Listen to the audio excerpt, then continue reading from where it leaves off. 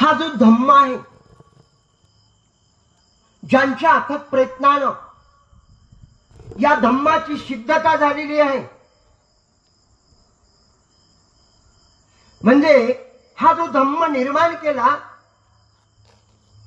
तो धम्म मानवाच्या कल्याणासाठी निर्माण केला, मानवाच्या हितासाठी निर्माण केला, मानवाच्या सुखासाठी निर्माण केला. हा बौद्ध धम्म, बौद्ध ही शब्द आहे. बौद्ध धम्म म्हणजे हा एक प्रश्न निर्माण झालेला आहे. एका संताला सुद्धा हा प्रश्न त्यांनी वाच्यता केलेली आहे. एका संतानं मज माणूस द्या, मज माणूस द्या, मज माणूस द्या. का त्या संताला एवढा मोठा लोकसमूह, एवढी मोठी, जिथं पाहावं तिथं गर्दीच गर्दी आहे, त्यानं माणसाची अपेक्षा केलेली आहे. का केली अपेक्षा? मज माणूस द्या. माणूस म्हणजे काय? प्रथम माणूस म्हणजे काय? कुणी म्हणल आम्हाला तर 2-2, 3-3, 4-4 लेकरं आहेत, आम्ही काय माणसं नाही, आम्ही काय बाया नाही, आम्ही काय मुलं नाही, आम्ही काही मुली नाही, असा प्रश्न सुद्धा निर्माण होणार आहे. आम्ही जीवन जगतो है की नाही? जीवन, दैनंदिन जीवनामध्ये आम्ही जीवन व्यतीत करत आहोत. आम्ही कसं जीवन जगतो आणि कसं जीवन जगायला पाहिजे याचं मूल्यमापन करण्याची वेळ आलेली आहे. है का नाही? कसं जीवन जगलं पाहिजे म्हणजे आपण सर्वप्रथम माणूस कसं बनू, माणूस कशाला बनतात? कारण हा धम्म जो आहे ना, हा मानव धम्म आहे. संपूर्ण जगातल्या मानवासाठी हा धम्म एका मानवानंच निर्माण केलेला आहे.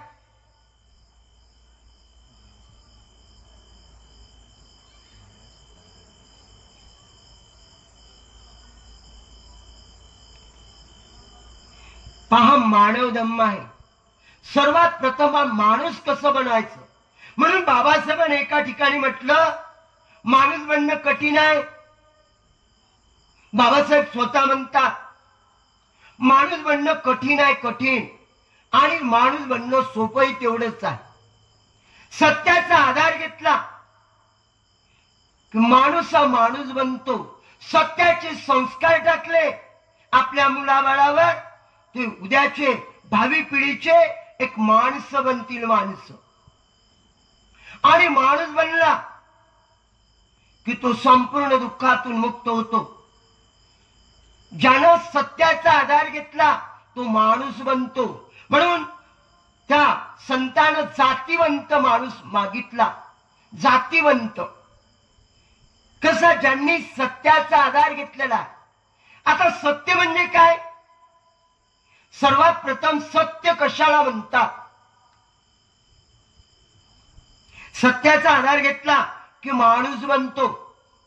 या धम्माचा पायवा त्रिशरण हे बुद्धाच्या गुणाला शरण. पंचशील ही आमची आचारसंहिता आहे.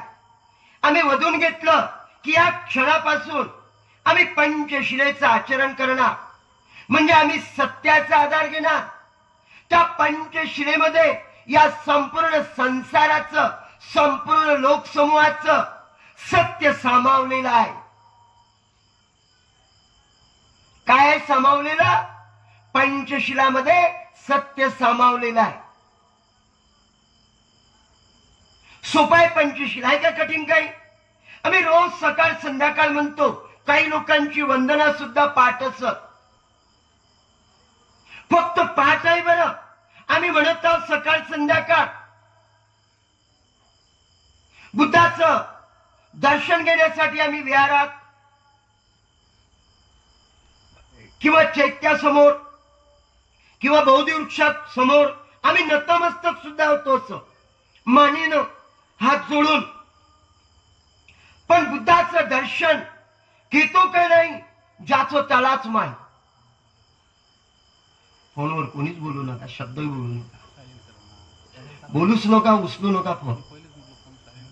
आणि फोनवर बोलणं हे काय आहे तुम्हाला आता मी माहित नाही, आव जवळचाच, पण इथून पूर्ण आवाज जरी भरला ना, पूर्ण एक शब्दही कोणी बोलणार, इकडचे इकडे जाऊ शकणार नाही, तोही दंड लागते. दंड आहे दंड. दंडाला सर्व भीतात, दंडाला सर्व घाबरतात सुद्धा. एवढं मोठं दंडामध्ये काहीतरी सामावलेलं आहे, तसं सत्यामध्ये काहीतरी सामावलेलं आहे. हा सद्धम्म आहे. म्हणजे सर्वात प्रथम आमची बुद्धावर श्रद्धा असली पाहिजे. आज आमची श्रद्धा पार निघून गेलेली आहे. श्रद्धा हे धन आहे, श्रद्धा हे धन आहे, धन. शीले धन आहे, धन.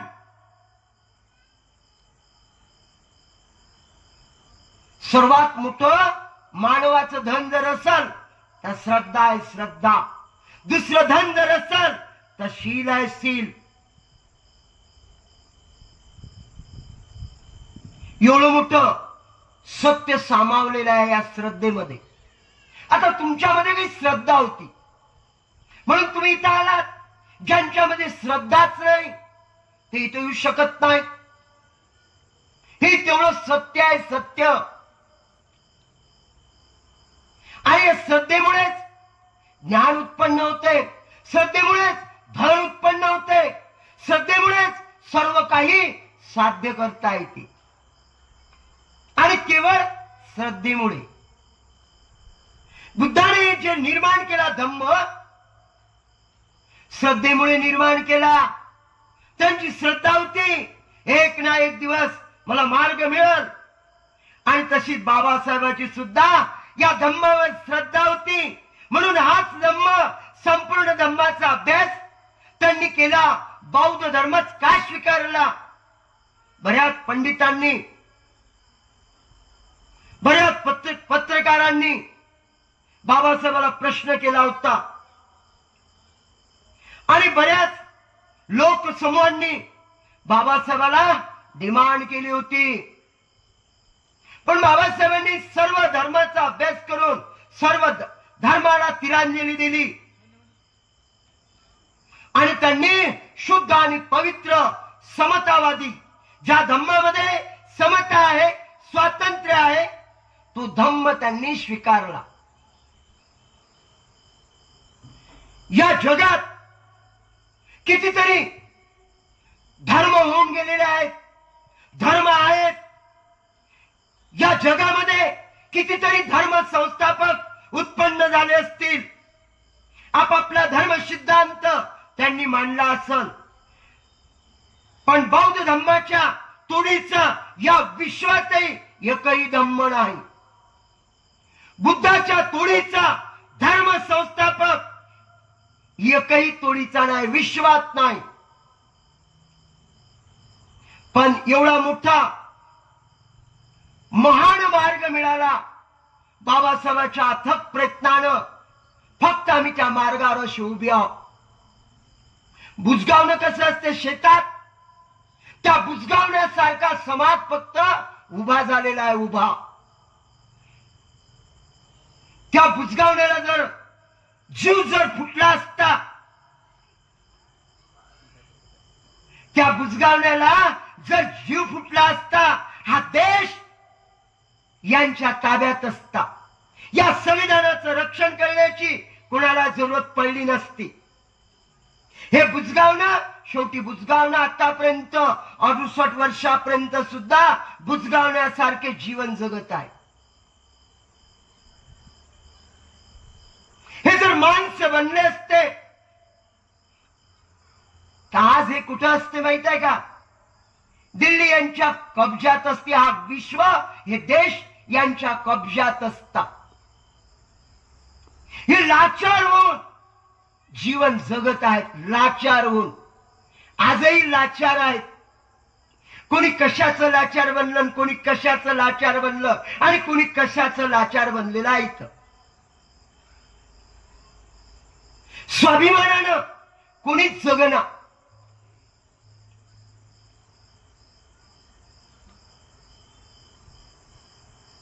स्वाभिमान यांनी गहाण ठेवलेला आहे.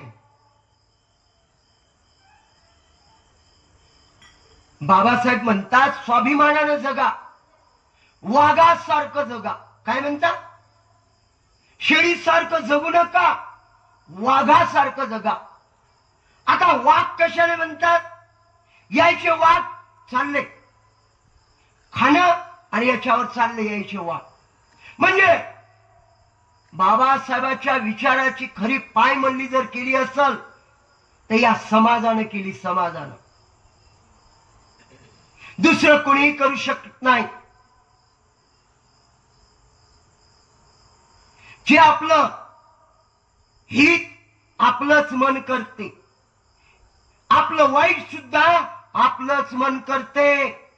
ही शेजारी समजा एकमेकाचं पटत नाही, हे एकमेकाचं एवढं वाईट करू शकत नाही. जरी दुश्मनी नाही पण तरी एकमेकीचं वाईट करू शकत नाही. जरी दुश्मन आहे एकमेकाचं कोणीच वाईट करणार नाही. तेवढं स्वतःच मन, वाम मार्गावर लागलेलं मन स्वतःच जेवढं नुकसान करते तेवढं आपलं कोणीच नुकसान करत नाही. म्हणजे जे काय आपल्याला सुख मिळालेलं आहे हे आपलंच कर्म आहे. जे काही आपल्याला दुःख मिळते तेही आपलंच कर्म आहे. एवढं सारं सामर्थ्य या धम्मामध्ये दडलेलं आहे. आणि पंचशील या धम्माचा प्रथम पायवा आहे. आपला पायवाच नीट नाही, त्याच्यावर बिल्डिंग बनवली की ढासळून जाणार आहे का नाही? हे आता इथं नवीन बनवत आहे का नाही? त्याचा पायवा जर नीट असेल तर त्याच्यावर 10 मजली बिल्डिंग जरी बांधली कत्ताही ढासळणार नाही. पण त्याचा पायवाच नीट नाही तर दुसऱ्या मजल्यातच जर चढता चढता ढासळून जाईल. असं आपल्याला आणखी 100 वर्ष नाही झाले धर्मांतरित झालो, 68 वर्ष झालेले आहेत है का नाही? 69 वर्षाला आपण पदार्पण करणार आहोत. एवढे सारे दिवस होऊन गेले तरी आम्ही मात्र धम्माचा योग्य असा आधार घ्यायला पाहिजे होता. तो आधार आम्ही कत्ताय 68 वर्षात घेतलेला नाही. आम्ही बौद्ध म्हणून घेतो. आता बौद्ध कशाला म्हणतात? जे पंचशिलेचं आचरण करतात, अष्टशिलेचं आचरण करतात, 22 प्रतिज्ञांचं आचरण करतात, त्याला बौद्ध म्हणून घेण्याची ऑथॉरिटी आहे, म्हणजे परवानगी आहे. तेव्हाच बौद्ध म्हणून घेता येते. आज आम्ही सर्व अबौद्ध म्हणून जीवन जगत आहोत. अबौद्ध धर्मांतरित बौद्ध जरी म्हटलं तरी 68 वर्ष झाले. नवबौद्ध जरी म्हटलं 68 वर्ष झाले. मग आता त्याला काय म्हणावं लागेल? अबौद्ध. म्हणून अबौद्ध आहेत म्हणून अशी परिस्थिती आहे. जर बौद्ध जर असले तर हे पूर्ण ग्राउंड भरलं असतं,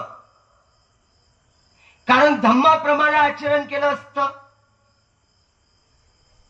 बौद्ध जर बनले असते, धम्माप्रमाणे आचरण केलं असतं तरी ग्राउंड भरलं असतं. आज आम्ही काय करतो? लग्न करून राहिलो है का नाही? आम्ही हळदी लावून राहिलो, तेल चढू लागलो आणि एकीकडे आम्ही बौद्ध म्हणून घेतो. ही शोकांतिका आहे, बौद्धांची शोकांतिका आहे. बौद्ध धम्माच्या पद्धतीनं ही पद्धत राहिलेली नाही, मुळातून काढलेली आहे पद्धती बौद्ध संस्कृतीनं. बरं, म्हणून बौद्ध धम्माच्या पद्धतीनं सर्वचे सर्व कार्यक्रम झाले पाहिजे है का नाही? बौद्ध धम्माच्या पद्धतीनं जलदान विधी, बौद्ध धम्माच्या पद्धतीनं कालकथित झालेल्यांच्या तिथं कार्यक्रम बौद्ध धम्माच्या पद्धतीनं झाला पाहिजे.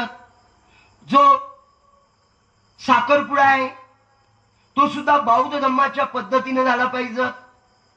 म्हणजे संपूर्ण जे कार्यक्रम आहेत ते बौद्ध धम्माच्या पद्धतीनं पार पाडले पाहिजेत, तेव्हाच आपल्याला बौद्ध म्हणता येईल. पण आपण का काढत नाही? कारण आम्ही आचरणच करत नाही. बुद्धावर बाबासाहेबांवर आमची जेवढी पाहिजे तेवढी श्रद्धा नाही. तेवढी जर श्रद्धा ठेवून जर आम्ही जीवन यापन केलं तर नक्कीच आम्ही आमच्यामध्ये बदल घडून आणू. म्हणजे परिवर्तन होणार. ज्या पद्धतीने परिवर्तन व्हायला पाहिजे होतं संपूर्ण भारतामध्ये ते परिवर्तन पाहायला मिळत नाही. आम्ही धम्म परिषदा घेतो है का नाही, काही ऑर्केस्ट्रा वगैरे काही गायक सुद्धा आम्ही बोलावतो, चक्क ते धम्माचं उल्लंघन करून कार्यक्रम पार पाडतात. 14 एप्रिल सुद्धा मला तर असं वाटते 14 एप्रिल आम्ही कधी बनवतच ना. विजयादशमी आम्ही कधी बनवलीच नाही आणि बुद्ध जयंती तर आम्ही कत्ताही बनवलीच ना. एवढी सारी शोकांतिका या भारतामध्ये चालू आहे. जयंती बनवतात, नाचून गाव है का नाही, दारवा पिऊन. काय पुन्हा थोडी जयंती येते, 1 वर्षातून एकदाच येते ना. बायाही म्हणतात आम्हाला नाचायला मिळते. मुलं मुली सर्व समाज एकच वेळ येते, म्हणता आम्हाला नाचू द्या. आणि 3 दिवस मग ते पडलेलेच असतात, मेलेल्या मुर्द्यासारखे असतात. एकच दिवस उड्या मारतात आणि ते एक दिवस वर्गण्या मागण्यासाठी, त्याच्यातून काहीतरी खाण्यासाठी, त्याच्यातून काहीतरी लाभ घेण्यासाठी. हे लाभ कुणालाच मिळत नसते बरं, उलट त्याच्या डबल टिबल चाललं जाते. जे असे काही काम करतील समाजाच्या याच्यामध्ये धूर्तपणा ठेवून जी काही धूर्त मंडळी निर्माण होत असते ते खाण्यासाठी पिण्यासाठी वर्षातून एकदाच समोर येते आणि नंतर त्यांना कधी दिसतही नाही, आठवणही येत नाही, ना बुद्धाची नाही ना बाबासाहेबाची नाही. अशी शोकांतिका झालेली आहे. म्हणून आम्ही जयंती कशी बनवली पाहिजे? वर्गण्या करायच्या, मी म्हणत नाही वर्गण्या करू नका, जयंती काढू नका, पण धम्माचं आचरण करून जयंती काढा. लेझिम पथकामध्ये, काळीवेळीच्या ऍक्टिव्हिटीज मध्ये बुद्धं शरणं गच्छामि, धम्मं शरणं गच्छामि, संघं शरणं गच्छामि या निनादामध्ये जयंत्या निघायला पाहिजे. पण तसं होत नाही, कोणी ऐकायला तयार नाही. भटकलेल्या लोकांचा समूह 85 ते 90% आहे. 8-10% कोण ऐकणार आहे? आणि ते एक अधोगती आहे, समाजाची अधोगती आहे. म्हणजे प्रत्येकाची अधोगती आहे. तिथं बुद्धाची अधोगती होणार नाही, बाबासाहेबांची अधोगती होणार नाही. पण अधोगती आम्ही करून घेत आहोत याचं काय? मुलं मग तशाच मार्गाने लहानाचे मोठे होतात आणि घराघरात कोणीच कोणाचा धर्म पाळना. बापही बापाचा धर्म पाळत नाही, आई सुद्धा आईचा धर्म पाळत नाही, मुलगा सुद्धा मुलाचा धर्म पाळत नाही, मुलगी सुद्धा मुलीचा धर्म पाळत नाही, सासू सुद्धा सासूचा धर्म पाळत नाही, सून सुद्धा सुनेचा धर्म पाळत नाही. एवढी सारी लोक समूहामध्ये शोकांतिका आहे. घराघरात दुःख आहे. असं एकही घर नाही की या घरात दुःख नाही म्हणून. एकही घर असं नाही की या घरात कुठल्या तऱ्हेचं कष्ट नाही म्हणून. एकही घर असं नाही कुठं ना कुठं काही ना काही रोग उत्पन्न झालेले आहे. म्हणजे कित्येक प्रकारे लोक दुःखात विवळत आहेत. म्हणून बुद्धाने म्हटलं एका ठिकाणी, जग हे अंधार कोठडी आहे, त्याच्यातील माणूस हा कैदी आहे. कैदी माणूस असो का बाई असो, मुलगा असो का मुलगी असो, सासू असो का सून असो, कैदी आहेत. कैदी म्हणून जीवन जगतात. जग हे अंधार कोठडी आहे आणि त्याच्यातील माणूस हा कैदी आहे. कैद्याला माहित नाही आणखी प्रकाश नावाची एक वस्तू आहे आणि त्या प्रकाशामध्ये जीवन जगत असताना संपूर्ण सुख मिळते. अशी वस्तू कोणती आहे? म्हणून बुद्धाने म्हटलं, अत्तदीप भव स्वयंदीप हो. लग्नाच्या वेळेस किंवा कुठल्या पूजेच्या वेळेस 5 मेणबत्त्या लावा, 5 अगरबत्त्या लावा. कोणी म्हणते 3 लावा. अरे काय होईल? कोणी म्हणते इकडे हार पाहिजेत, इकडे फुलं पाहिजेत. सर्व काही माध्यमातून उभं केल्या जाते, पण बुद्धाचं दर्शन कत्ताही होत नाही, बाबासाहेबांचं दर्शन कत्ताही होत नाही. आणि जोपर्यंत बुद्धाचं आणि बाबासाहेबांचं दर्शन होत नाही तोपर्यंत लोकसमूहामध्ये सुख आणि सुख नावाची वस्तू पाहायला मिळत नाही. तर दर्शन केव्हा होईल बुद्धाचं? जेव्हा आम्ही पंचशिलेचं, अष्टशिलेचं, 22 प्रतिज्ञाचं आचरण करू तेव्हा बुद्धाचं आणि बाबासाहेबांचं दर्शन होणार. आणि ते दर्शन झाल्यानंतर नक्कीच आपल्याला लाभ मिळणार आहे. तो लाभ मरेपर्यंत आपला कोणी घेऊ शकणार नाही. असा एक महान लाभ मिळते, जे की बाबासाहेबांना मिळाला, जे की सर्व संपूर्ण संतांना मिळाला. तो लाभ प्रत्येक मानवाला मिळवता येतो आणि ते केवळ बुद्धाच्या मार्गाने, म्हणजे सत्याच्या मार्गाने गेल्यानंतर हा संपूर्ण लाभ प्रत्येकाला मिळवता येतो.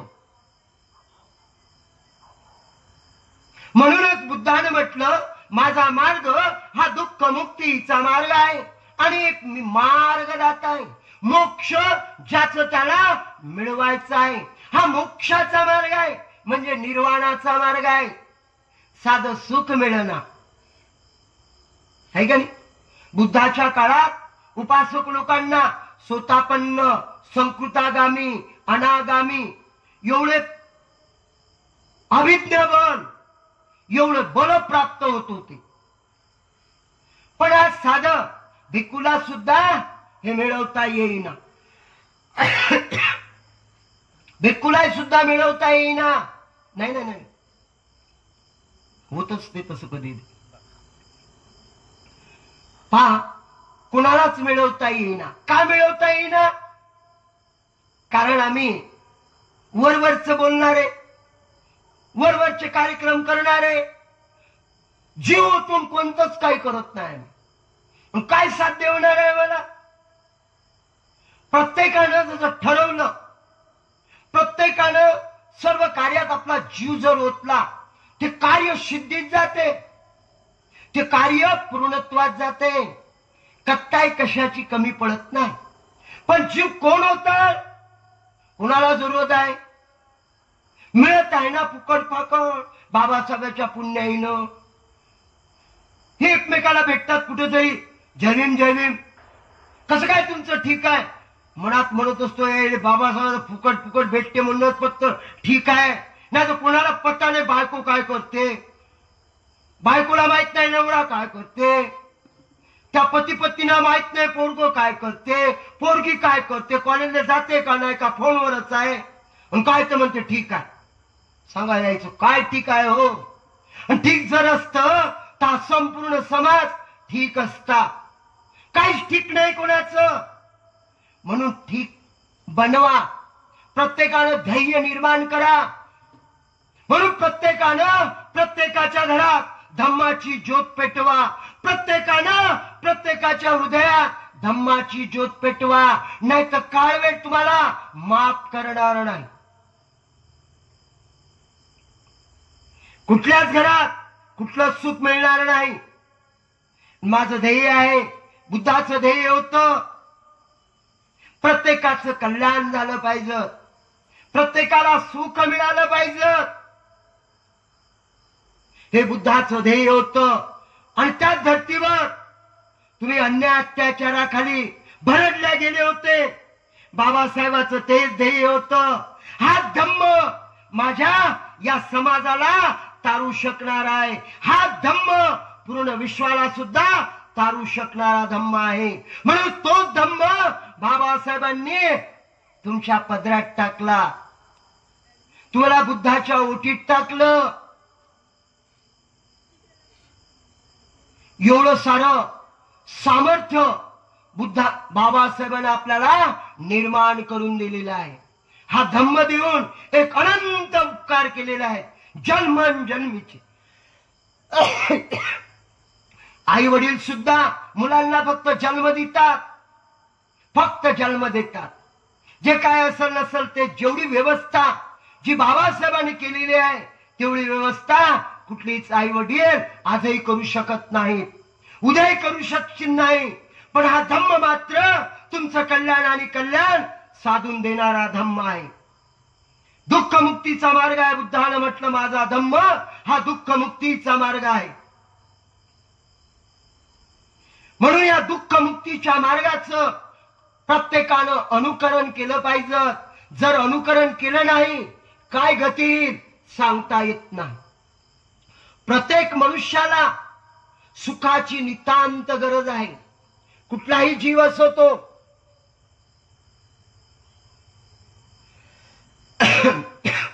मी बोलत बसल तर खूप बोलत बसल, सांगता येणार नाही म्हणून पाहिला टाइम. प्रत्येक मानवाला सुखाची गरज आहे. असा कुठलाही माणूस नाही, कुठलाही माणूस असतो मला धन मिळालं पाहिजे, मला सुख मिळालं पाहिजे, माझा मुलगा चांगला झाला पाहिजे, माझ्या मुलीचं चांगलं झालं पाहिजे, माझ्या नातवाचं चांगलं झालं पाहिजे, माझ्या नातींचं चांगलं झालं पाहिजे. ही संकल्पना प्रत्येक मानवाच्या मनामध्ये एक भाव निर्माण उत्पन्न होत असते. पण मानवाच्या कल्याणाचा मार्ग कोणता हे मात्र आम्ही विसरून जातो. सुख तर पाहिजेत, घरात धन तर पाहिजेत, शारीरिक सुख पाहिजेत, मानसिक सुख पाहिजेत. पण ते शारीरिक आणि मानसिक सुखाचा मार्ग बाबासाहेबांनी आपल्याला प्रदान केलेला आहे. पण त्या मार्गाचं आम्ही अनुकरण करत नाही. सुख तर घराघरात पाहिजे आहे का नाही. असा कोणता माणूस आहे जो रात्रंदिवस सकाळपासून संध्याकाळपर्यंत दारू पितो ना, त्यालाही सुख पाहिजे. तो म्हणते मा पोराचं चांगलं झालं पाहिजे. पण स्वतः सुखाचा मार्ग म्हणजे पंचशिलेचं आचरण केलं पाहिजे प्रत्येकानं आहे का नाही. ती घरात संस्कार लादले पाहिजेत आणि त्या पंचशिलेच्या आचरणानं सुख मिळणार आहे, सुख समाधान मिळणार आहे, शांतीचा लाभ होणार आहे. एवढं सारं सुख त्या धम्मामध्ये आहे आणि तो धम्म आम्ही आचरणात आणत नाही. म्हणून घेतो आम्ही बौद्ध आहोत. पत्रिकेवर खूप काही मोठे मोठे बाबासाहेबाचा बुद्धाचा फोटो टाकतो आम्ही. काहीच जरूरत नाही.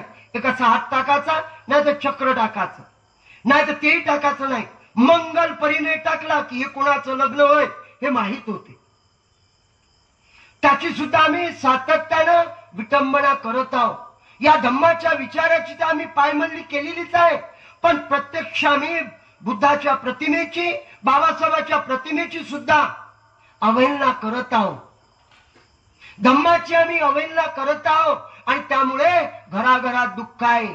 तुमच्या घराघरातलं जर दुःख काढायचं असेल तर संपूर्ण धम्माचं आचरण करा. म्हणजे संपूर्ण पंचशिलेचं आचरण करा, अष्टशिलेचं आचरण करा, 22 प्रतिज्ञाचं आचरण करा. कुठल्याच घरामध्ये कुठल्याच तऱ्हेचं दुःख निर्माण होणार नाही. कुठल्याच माणसाला कुठल्याच तऱ्हेची गोडी घेण्याचं काम पडणार नाही. गोडी तू म्हणसाल हे काय होय?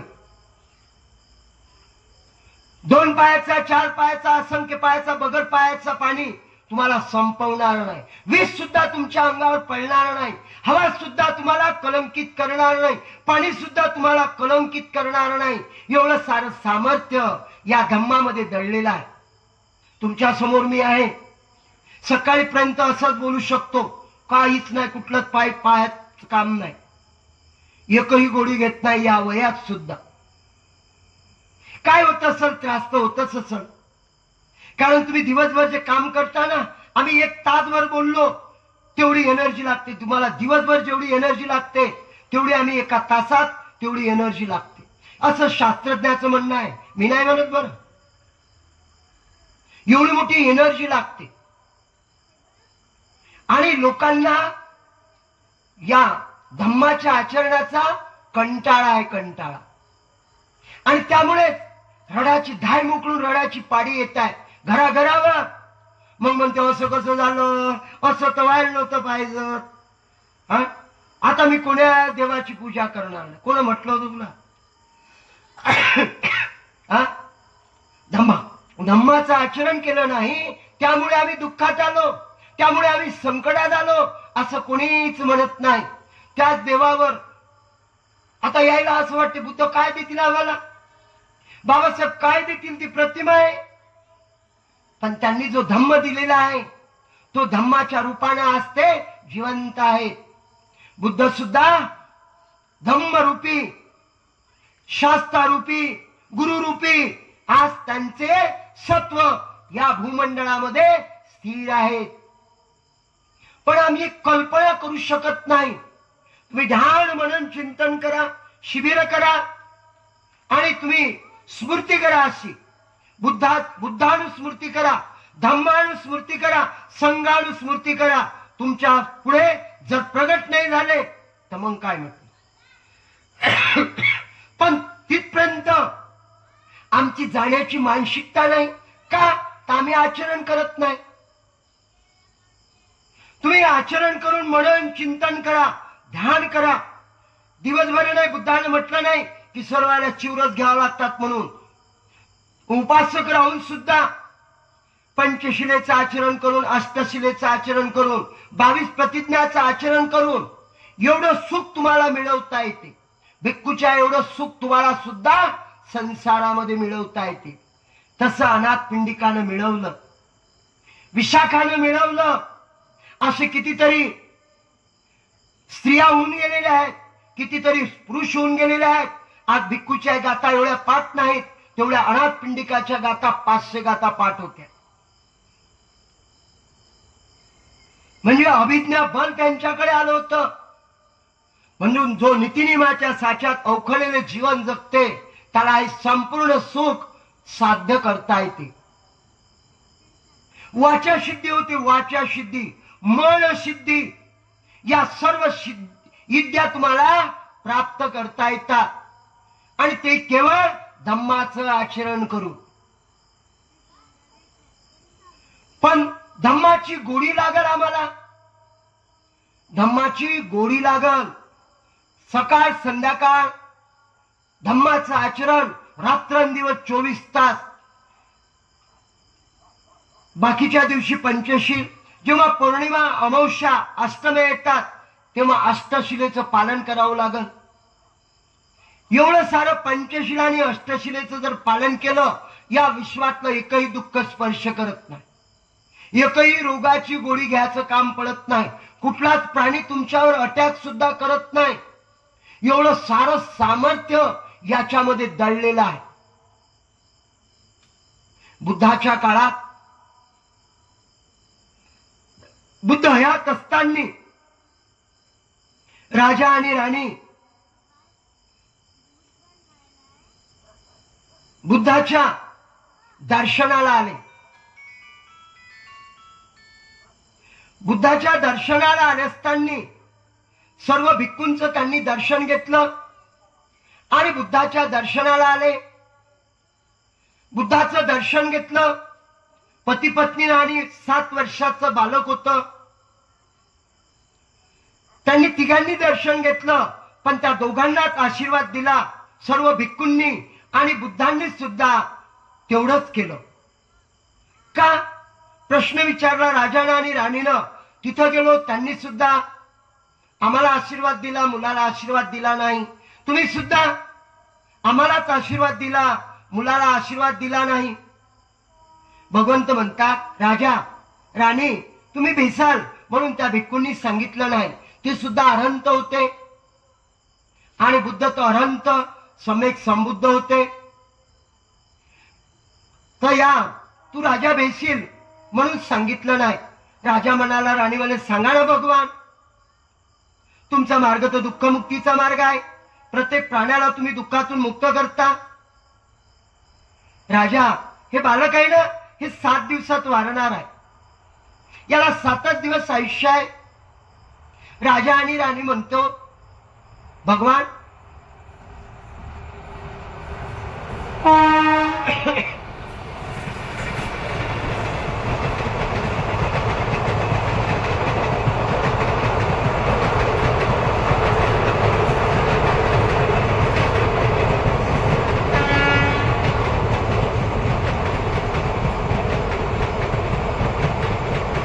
भगवान सांगा ना, काय झालं ना सांगायला. तर भगवंतांनी सांगितलं, हे जे बालक आहे ना राजा, हे 7 दिवसात वारणार आहे, म्हणून याला आशीर्वाद देऊन काय करायचं. राजा आणि राणीने विनंती केली, भगवान तुमचा दुःख मुक्तीचा मार्ग आहे, या माझ्या बाळाला तुम्ही दुःखातून मुक्त करसाल नाही का? कारण तुमचा मार्ग आहे, तुम्ही दयावाना कारुणिका, तुमच्याकडे सर्व काही ज्ञान आहे, तुम्ही या बालकाला मुक्त करसाल नाही का या मरणातून. भगवंत म्हणतात, ठीक आहे राजा, व्यवस्था अशी कर, 500 भिक्खूंसाठी स्टेज बनव. तेव्हा भगवंताकडे 500 भिक्खू होते. 500 भिक्खूसाठी असं स्टेज निर्माण कर, हजारो लोक त्या मंडपामध्ये बसतील अशी व्यवस्था कर. राजानं सांगितल्याप्रमाणे भगवंताने सांगितलं आणि राजानं त्या आज्ञेचं पालन केलं.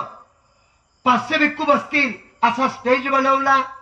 मधोमध त्या आईवडिलांना बसवलं आणि काही लोकांना बसण्यासाठी व्यवस्था केली. 7 दिवस भोजनाची सुद्धा व्यवस्था केली. सतत परित्राण चाललं, सतत परित्राण. 7 दिवस परित्राण चाललं आणि 7 दिवस परित्राणानंतर एक दिवस येत गेला, एक दिवस जात गेला. असं करता करता 7वा दिवस जवळ आला. राजा राणीची धडकन वाढली. आजचा 7वा दिवस आहे आणि परित्राणाला प्रारंभ झालेला आहे. 7वा दिवस संपुष्टात आला. संध्याकाळ झाली. राजाला आणि राणीला आनंद झाला. संपूर्ण 7 दिवस अखंड परित्राण चाललं आणि त्या बालकाला 107 वर्षाचं आयुष्य लाभलं. एवढं सारं सामर्थ्य या धम्मामध्ये आहे. जे काही आपण रतनसूत, कर्णिवेत्त सुत्त, आटानाटीय सुत्त, भोजांग सुत्त, हे जे काही म्हणतो याच्यामध्ये सामर्थ्य दडलेलं आहे. आणि त्याबरोबर म्हणत असताना आपण ती पंचशील, अष्टशील आणि 22 प्रतिज्ञा बाबासाहेबांनी दिलेल्या म्हणजे आर्य अष्टांगिक मार्ग याचं संपूर्ण जर आचरण केलं तर कुठल्याही रोगातून, कुठल्याही भीतीतून, कुठल्याही समस्येतून बाहेर निघता येते. येरीच म्हटलं नाही बुद्धानं, यही पस्सिको यहानी पा, माझा धम्म साक्षात फळ देणारा धम्म. हे सुद्धा साक्षात फळ आहे.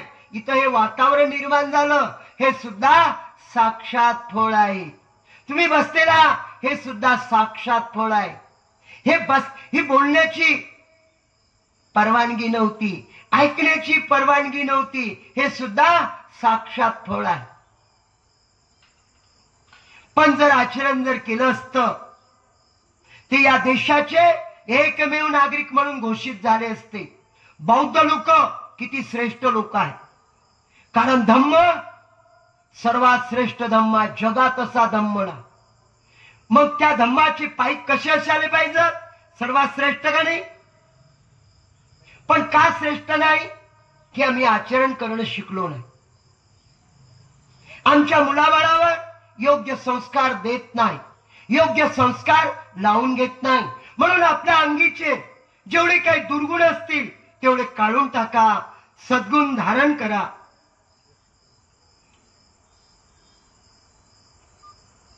आणि सुखी जीवन जगा. मी या मंगल प्रसंगी एवढंच बोलतो आणि इथंच थांबतो.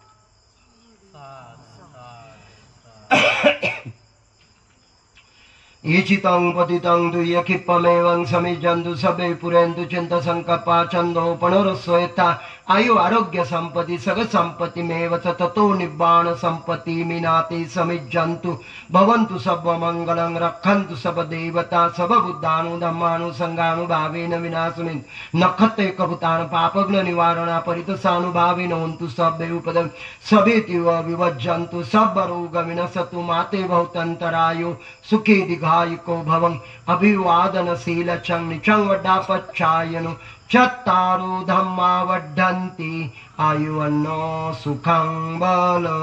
साधु साधु साधु. बुद्धं नमामि, धम्मं नमामि, संघं नमामि. अहं वन्दामि सर्वदा, अहं वन्दामि सर्वदा, अहं वन्दामि सर्वदा.